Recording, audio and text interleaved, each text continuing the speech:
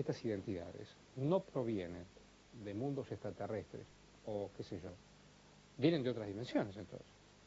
Bueno, en realidad pueden venir no de otra dimensión, sino de este mismo mundo, pero vibrando de una forma distinta. Ah, no te entiendo. A ver, O explica. sea, toda la materia que nosotros observamos, el ser humano, es lo que vibra dentro del infrarrojo y ultravioleta. Lo que está más allá de esa frecuencia no lo vemos.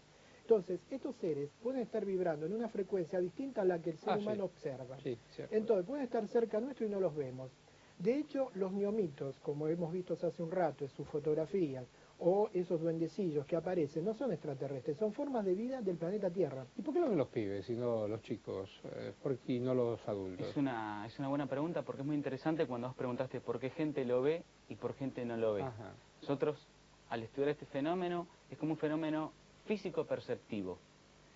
Hay un caso en que una señora, también en Salta, en el noroeste de la Argentina, nos relató haber visto un ovni en la lejanía que eran como dos platos hondos juntos. Sí. Y dijo ver que tenía como una chimenea y que largaba un humito. Entonces nosotros nos preguntamos... No. A leña, plato volador. Plato volador a leña, he no. escuchado cosas, pero plato volador a leña. Entonces empezamos a decir como que había dentro de muchos casos, como que había más allá de lo físico, sí, algo que le puede detectar un radar, hay una cuestión de interacción perceptiva. Lo mismo una nena que también había visto unos hombrecitos que dice que olían en detergente. Y uno se pregunta, no van a tener conocimiento de lo que es un detergente, pero por eso es como que hay una puesta en escena, hay una teatralización de este Cuando algunos fenómeno. dicen que estos seres son nuestros hermanos mayores, ¿qué dice usted? No comparto. No comparte eso. Para mí el fenómeno, tanto el fenómeno ovni como el fenómeno humanoide, interacciona totalmente aislado a la actividad de la persona. ¿Y usted qué cree, Dante? Yo creo que en este caso que estamos hablando hace un instante, incluso no tiene nada que ver con extraterrestres, ¿no? Ahora, que existen extraterrestres y que les llamamos hermanos mayores no hay ninguna duda, pero son otras tipologías, otras formas, que incluso pueden llegar a tener lo que nosotros llamamos mascotas.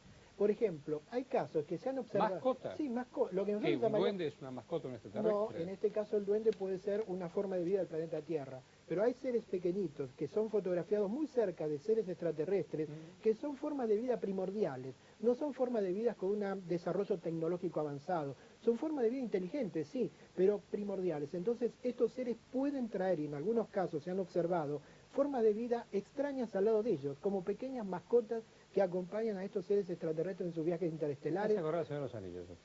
Bueno, ¿por qué no? Porque no, hay unas fotos, por ejemplo, yo tengo mi página web de algo que se llama el wiki, que es como un osito peluche, wiki, con W-I-K-I, wiki. Son como un osito peluche pequeño detrás de los follajes y se observó cerca de un contacto programado, o sea, teníamos un contacto, aparecieron las naves fueron vistas y luego en fotografías que se fueron tomando esa noche y esa tarde aparecen estas formas de vida entre los follajes. ¿Y por qué se llama wiki? Se puso así el nombre, es como que sentimos de poner ese nombre por otro motivo. En otra experiencia, que estábamos con un grupo de alemanes en noviembre del año pasado, en una zona que se llama Quebrada de la Luna, cerca de Capilla del Monte, comenzamos a sentir estos pequeñitos entre los follajes generar un sonido muy extraño, que parecía decir wiki dentro de lo que es un sonido glutural, un sonido no humano. Yo quiero preguntarle si tal vez la influencia mitológica no ha provocado estos relatos. Esa es una buena pregunta también, porque nos ha tocado relevar hace cosa de 2 meses en la región de Salta, insistimos porque es lo que estamos haciendo con más intensidad últimamente, el caso de una mujer que observa una entidad muy extraña, con apariencia de persona y de animal, muy semejante a un centauro, pero que identificamos, analizando y viendo un poco los libros sobre las tradiciones y las leyendas aborígenes, que se parecía mucho a un ser, una deidad diaguita que se llama el Miquilo.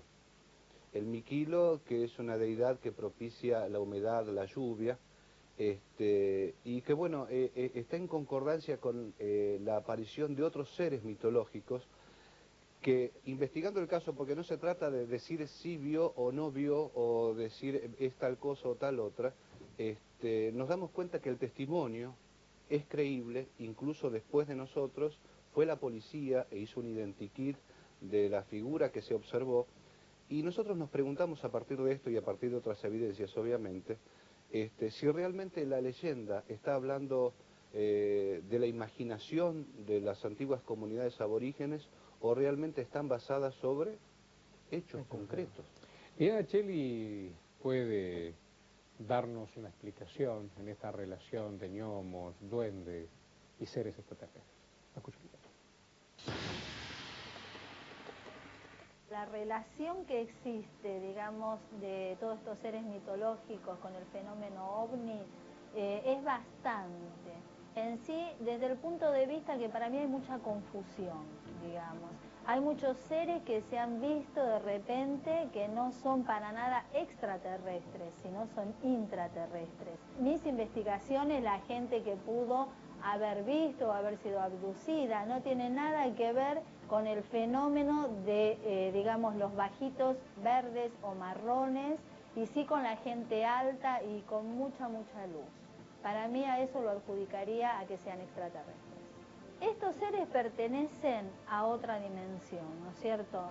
Para mí hay una cuarta dimensión que realmente a momentos se hace visible, a momentos podemos cruzar esos portales y llegar a esa dimensión, llegar a verlos. ¿Que están constantemente con nosotros? Sí, para mí es un hecho total esto. Y en otra dimensión también, que a momentos se hacen visibles, quizás por nuestro estado de ánimo, quizás cómo estemos nosotros, digamos, espiritualmente, para poder llegar a verlos en esa dimensión o no. Cosa que no pasa con los extraterrestres. Yo personalmente visualizo mucho lo que es estos seres y he llegado a ver resplandores y lucecitas de colores impresionantes en todo lo que es naturaleza. Y creo también, y estoy más que convencida, que realmente cualquier persona lo puede llegar a visualizar. No hace falta, digamos, recurrir a muchos métodos de ingerir cosas o algo como para verlo. Si uno cree realmente, los va a llegar a ver. Yo quiero preguntar lo siguiente. Ustedes, sobre todo, que estuvieron trabajando y viajando por diferentes ciudades, pueblos, países, el nivel cultural y sobre todo de información de quienes o a quienes ustedes consultan, ¿es muy primitivo? ¿Es muy primario? ¿O son gente informada, gente leída, gente que sabe de qué se trata? ¿O hay un primitivismo cultural, intelectual que a partir de un dato recrean, construyen?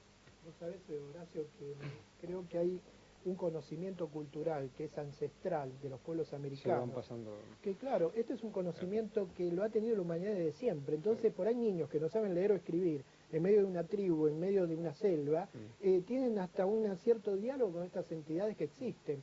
Incluso lo que decía la investigadora Chile, que la conozco, es muy cierto. O sea, que hay mucho vínculo con lo que es el mundo intraterreno. Hace unos años atrás yo conocí a Sebastián Cornejo, que fue un gran investigador, antropólogo, ya fallecido. Él era peruano, estaba viviendo en Argentina casi 40 años viviendo acá. Y él había estudiado, ¿sabes qué?, los túneles secretos de los Andes. Y él había llegado a observar a estas figuras antropomórficas, y los había observado dentro de esas ciudades, y los había hecho en terracota, en arcilla, porque él no los había podido fotografiar, pero sí los había visto. Recuerdo información y un programa completo que hicimos en Ecuador, sobre todo, sobre este tema. Claro, la caverna de los tallos. Por ejemplo. Hay que recalcar una cosa también que me gustaría acotar, que muchas veces se decía que aquella persona, no solamente que veía ovnis, peor todavía aquel que veía algún tipo de entidad, una persona con algún problema de desequilibrio, alguna incoherencia, y que generalmente se le atribuía a estratos sociales bajos, un ser renegado con las costumbres de la sociedad, pero esto se demostró que no es así. No es así. O sea, el fenómeno ovni y el fenómeno de las entidades humanoides no es selectivo. Lo puede ver tanto una persona de un estrato social muy alto como muy bajo. Yo tengo que preguntarle por qué cada uno de ustedes no solo se ocupa y se preocupa sobre este tema, sino a partir de cuándo y para qué. Yo en mi caso siempre lo explico como un mecanismo dormido, ¿no es cierto? O sea, del momento que yo me entero del fenómeno, se dispara y bueno, y comienzo a tener un interés sobre el tema y a investigarlo. Tuve algunos avistajes, sí. Digo, ¿estos seres vienen de otras dimensiones?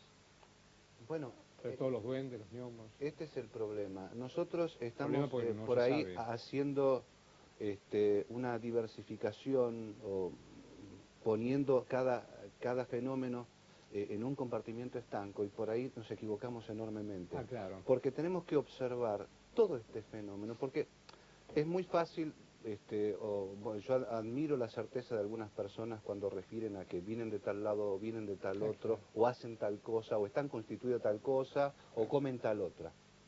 Lo real es que el relevamiento que nosotros hacemos como investigadores de campo es el que aporta información sobre las experiencias positivas de la gente en su lugar. No es algo que nosotros nos reunimos para decir si aquel vio algo, no. Vamos a la fuente, donde se observa el fenómeno. ¿Usted Sea el tuvo fenómeno experiencias personales? ¿Eh? ¿Tuvo también experiencias Nosotros personales? hemos tenido experiencias personales en cuanto a la observación de luces, no lamentablemente de estas entidades. ¿Y cuando aparece una luz, es una libre interpretación o manejan algún dato concreto? Y depende del comportamiento de la luz también, ¿no? O sea, no es que por solamente ver una luz uno ya diga que es un ovni, sino que hace una serie de eliminaciones selectivas en cuanto a fenómenos desconocidos, aparatos convencionales, ¿no? Sobre este tema, no solo sobre las luces de los objetos, ¿cuáles son los datos característicos cuando aparece un duende? De eso vamos a ocuparnos, ¿sabes?